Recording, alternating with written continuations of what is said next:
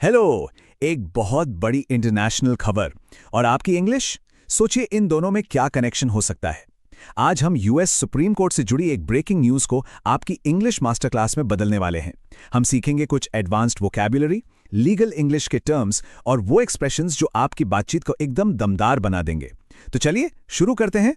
तो खबर यह है कि अमेरिकी सुप्रीम कोर्ट ने एक बहुत ही अहम फैसले में रेसिप्रोकल टैरिफ सिस्टम को ख़त्म कर दिया है।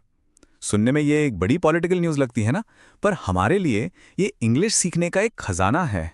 तो सवाल ये उठता है कि भाई ये एक पॉलिटिकल फैसला था या फिर संविधान और राष्ट्रपति के बीच की कोई लड़ाई थी।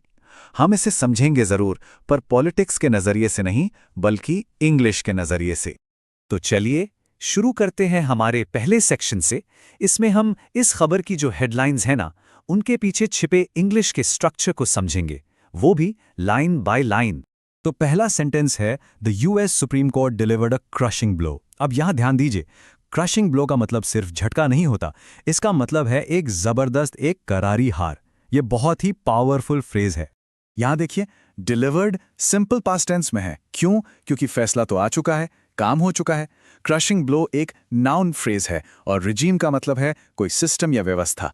ये एक सिंपल सेंटेंस है, बिल्कुल सीधा साधा स्ट्रक्चर, सब्जेक्ट, वर्ब और ऑब्जेक्ट।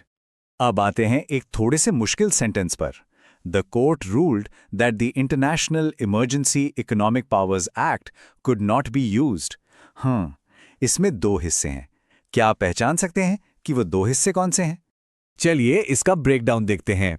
द कोर्ट रूल्ड, ये है हमारा मेन क्लॉज, और that the act could not be used, ये है सबऑर्डिनेट क्लॉज। यहां could not be used passive voice में है। पैसिव क्यों? क्योंकि एक्ट खुद कुछ नहीं कर रहा है, बल्कि उस पर एक्शन लिया जा रहा है। तो चलिए एक छोटा सा सवाल आप सबके लिए। अभी अभी जो हमने पिछला सेंटेंस देखा, उसमें वॉइस एक्टिव थी या पैसिव? अपना जवाब नीचे कमेंट्स में फटाफट लिखिए। और अब ये तीसरा वाक्य, the power to regulate trade resides with Congress. एक मिनट, यहां रिजाइड्स यानी सिंपल प्रेजेंट टेंस क्यों इस्तेमाल हुआ है? वो इसलिए क्योंकि एक संवैधानिक सच है, एक जनरल ट्रूथ है जो बदलता नहीं है।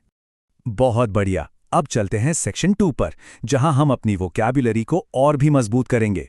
ये वो शब्द हैं जो आपकी प्रोफेशनल इंग्लिश को एक अलग ही लेवल पर ले जाएंगे।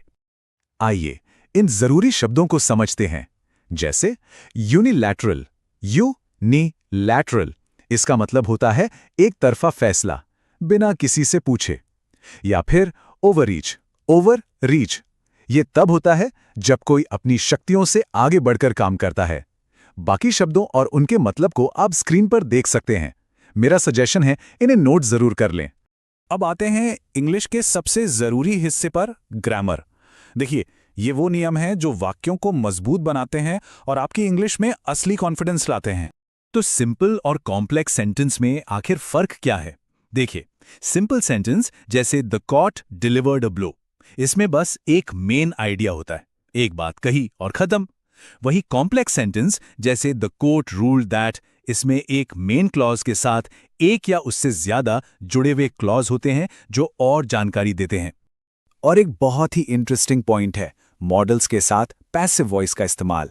इसका फॉर्मूला बहुत आसान है, एक रेसिपी की तरह। पहले मॉडल वर्ब जैसे कैन, कुड, फिर लगाइए बी और आखिर में वर्ब की थर्ड फॉर्म यानी V3। बस बन गया, कुड नॉट बी यूज्ड। चलिए अब इस भारी भरकम न्यूज वाली इंग्लिश को असल दुनिया की बातचीत में कैसे इस्तेमाल करना है, ये सीखते हैं। देखते हैं कि ये फॉर्मल कॉन्सेप्ट्स हमारी रोज की बोलचाल में कैसे काम आ सकते हैं। यहाँ कुछ बेहतरीन एक्सप्रेशंस हैं। मान लीजिए आपके किसी प्रोजेक्ट में कोई बड़ी गड़बड़ हो गई, तो आप कह सकते हैं दैट्स अ मेजर सेटबैक। या जब अचानक सिचुएशन पूरी तरह पलट जाए तो कहिए द टेबल्स हैव टर्न्ड। ये बाकी एक्सप्रेशंस भी बहुत काम के हैं। और अब सेक्शन 5, ये आपकी बारी है। देखते हैं कि आज हमने जो कुछ भी सीखा वो कितना याद रहा। तो तैयार हो जाइए। तो ये रहा एक छोटा सा ग्रामर क्विज। इन वाक्यों में से कौन सा सिंपल प्रेजेंट टेंस में है, ए, बी या सी? सोचिए, आपका समय शुरू होता है अब। और सही जवाब है option B, the power resides with Congress. और अब आपका फाइनल चैलेंज। हमने आज एक बहुत पावरफुल शब्द सीखा, ओवररीच। इस शब्द का इस्तेमाल करके अपना एक सेंटेंस बनाइए और उसे नीचे कमेंट्स में जरूर शेयर कीजिए। देखते हैं कौन सबसे अच्छा वाक्य बनाता है। और हाँ, अगर आप रोज खबरों के जरिए अपनी इंग्लिश को बेहतर बनाना चाहते हैं तो सब्सक्राइब करना मत भूलिएगा। धन्यवाद।